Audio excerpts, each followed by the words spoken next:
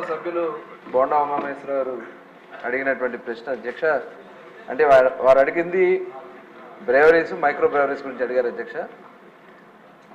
ఈ breweries micro breweries గురించి ముందు నేను సమాధానం చెప్పినాక మిగతా విషయాలను కూడా చెప్తాను అధ్యక్ష.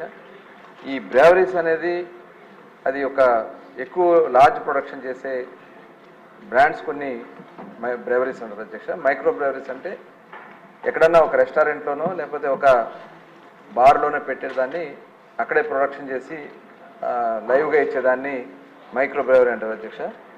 దీనికి సంబంధించి లాస్ట్ 5 సంవత్సరాల్లో బ్రేవరీలు అయితే ఎవరు పర్మిషన్ ఇవ్వలేదు అధ్యక్ష. అట్లాగే మైక్రో బ్రేవరీలకు పర్మిషన్ ఇచ్చారు. అవి కూడా misses Proprietor Brewery LLP Nellore 2/8/2021లో, మిస్సెస్ శ్రీ లక్ష్మీ సాయి ఎంటర్ప్రైజెస్ రాజమండ్రి 2/8/2021లో, misses Binge Breweries Private Limited Vijayawada 2/8/2021లో, misses Hang Over Brewery Vijayawada 23/12/2021లో, misses Ant Hill Brewing Micro Brewery 19/1/2024లో ఇవ్వడం జరిగింది అధ్యక్ష. అలాగే లైసెన్స్ జారీ చేయడంలో ఏవైనా మార్గదర్శకాలు ఉల్లంఘనలో గుర్తించడం అయిందా అని అడిగారు అధ్యక్ష.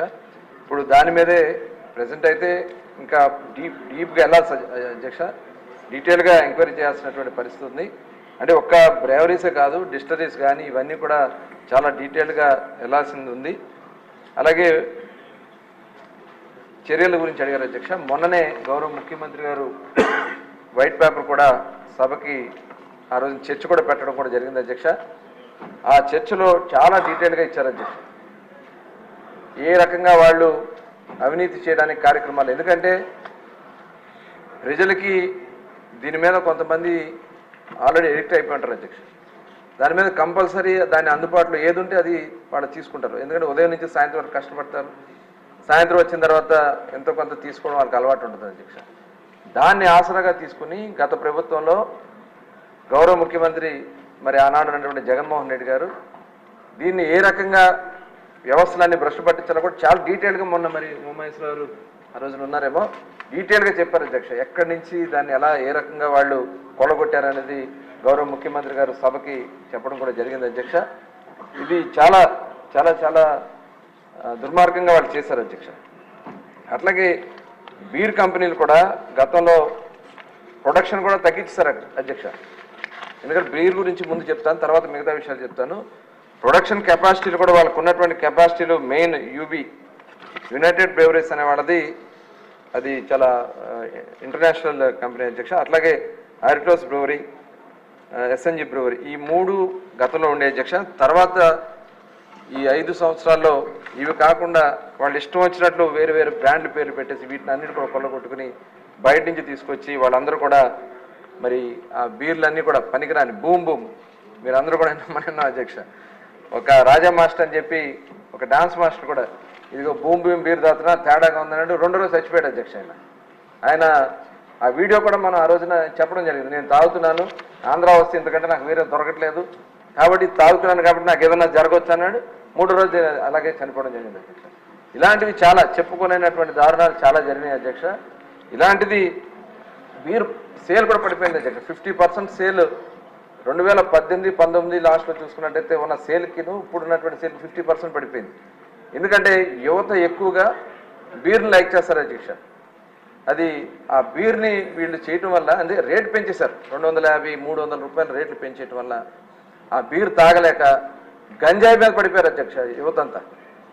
మొత్తం ఆ గంజాయి మీదకి వెళ్ళిపోవడం వల్ల టోటల్ యూత్ అంతా వాళ్ళ ఆరోగ్యాలు పోయినాయి, కుటుంబాలు పోతున్నాయి, మొత్తం దారుణాలు పెరిగిపోతున్నాయి, క్రైమ్ పెరిగిపోయింది. ఇవన్నీ కూడా మరి బీర్ వల్ల జరుగుతుంది అధ్యక్ష.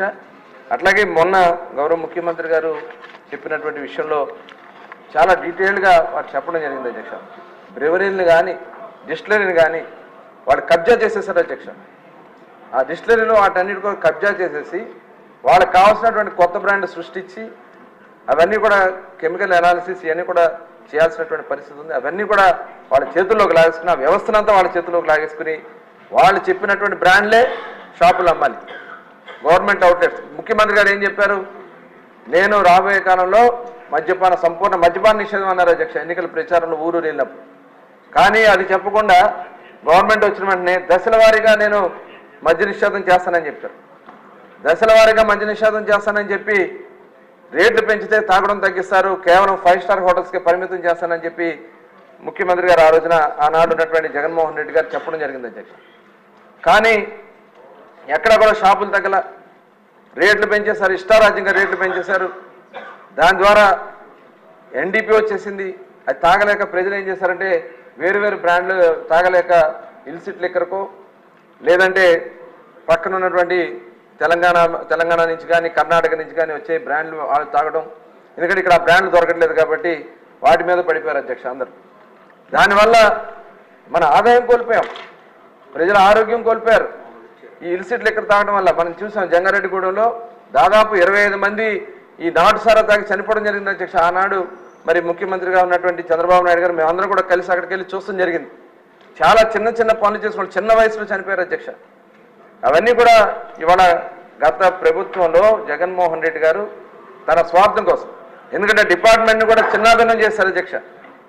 సెబ్ అని పెట్టి 70% ఎక్సైజ్ డిపార్ట్మెంట్లో ఉన్న వాళ్ళందరినీ తీసుకెళ్లి సెబ్ అని పెట్టి 70% వాళ్ళకి సెబ్లో పెట్టేసి ఎక్సైజ్ డిపార్ట్మెంట్లో అసలు ఎన్ఫోర్స్మెంట్ అనేది లేకుండా చేశారు.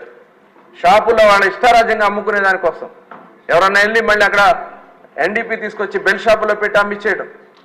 ఇవాళ మనం చూసే అధ్యక్ష, మీరు ఆ ప్రెజెంటేషన్లో వినే ఉంటారు, 99,000 కోట్ల రూపాయలు క్యాష్ ట్రాన్సాక్షన్ జరిగింది అధ్యక్ష ఎక్సైజ్ డిపార్ట్మెంట్లో.